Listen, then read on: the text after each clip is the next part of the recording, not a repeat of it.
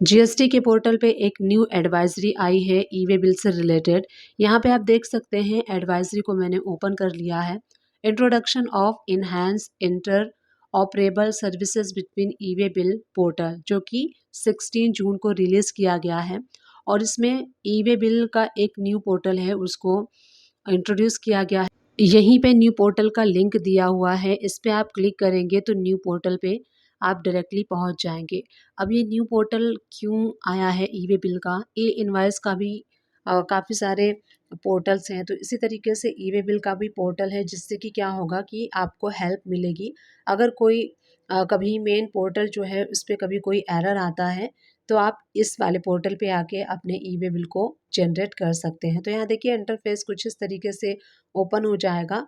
तो जैसे सेम आपका जो मेन ई-वे बिल 1.0 है, उसी तरीके से आपका 2.0 है, तो इस तरीके से आप इसको भी लॉगिन करेंगे और सेम तरीके से आप इसको यूज़ करेंगे।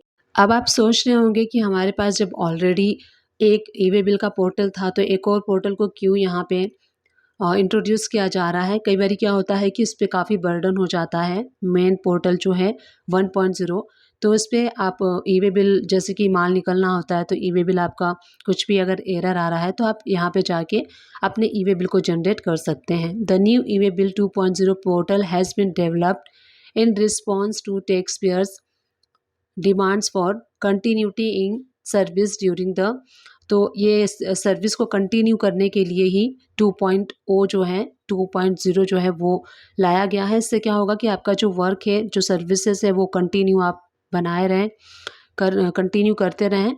अब यहाँ पे देखिए न्यू इंटर ऑपरेबल सर्विसेज, तो यहाँ पे वो सारी सर्विसेज आप यहाँ पे मिलेंगी। Generation of e way bill based on part A details enter by the supplier, generation of consolidate e way bill और extension of validity of e way bill, update transporter details. तो ये सारे जैसे आप पहले अभी तक करते आए हैं ई-वे बिल में, सारी फैसिलिटी आपको यहाँ पे सारे ऑप्शंस यहाँ पे मिलेंगे। तो जनरेशन ऑफ ई-वे बिल्स भी है, अपडेटिंग ऑफ व्हीकल डिटेल्स भी है, तो आप यहाँ से वैलिडेशन सब कुछ कर सकते हैं जैसे आप ई-वे बिल के 1.0 वाले वर्जन में करते थे, तो आप सेकेंड वाले में इस तरीके से कर पाएंगे।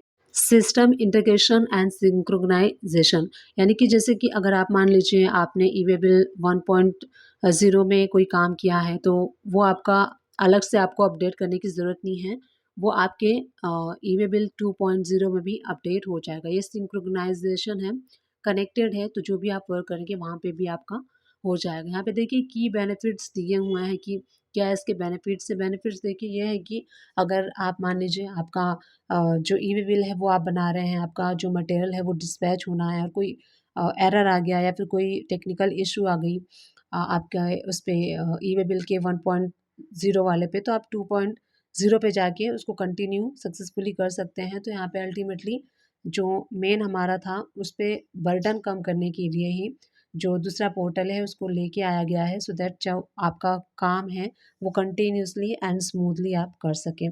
सारे काम को आप कर सकते हैं। अब सेकंड क्वेश्चन आपके माइंड में राइज हो सकता है कि क्या हमें इसके लिए भी अलग से registration and login ID password बनाना होगा, तो जी बिल्कुल नहीं।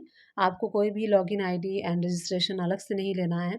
जो आप सिंपल पहले यूज़ करते थे ई-वे बिल बनाने में, उसी अपने यूज़र आईडी एंड पासवर्ड के साथ लॉगिन कर सकते हैं ई-वे बिल के पोर्टल 2.0 में। तो इस तरीके से ई-वे बिल से रिलेटेड अपडेशन हमने इस वीडियो में देखा। उम्मीद करती हूँ ये वीडियो आप सभी लोग के लिए हेल्पफुल रही होगी। अगर हेल्पफुल रही है तो थैंक यू फॉर वॉचिंग।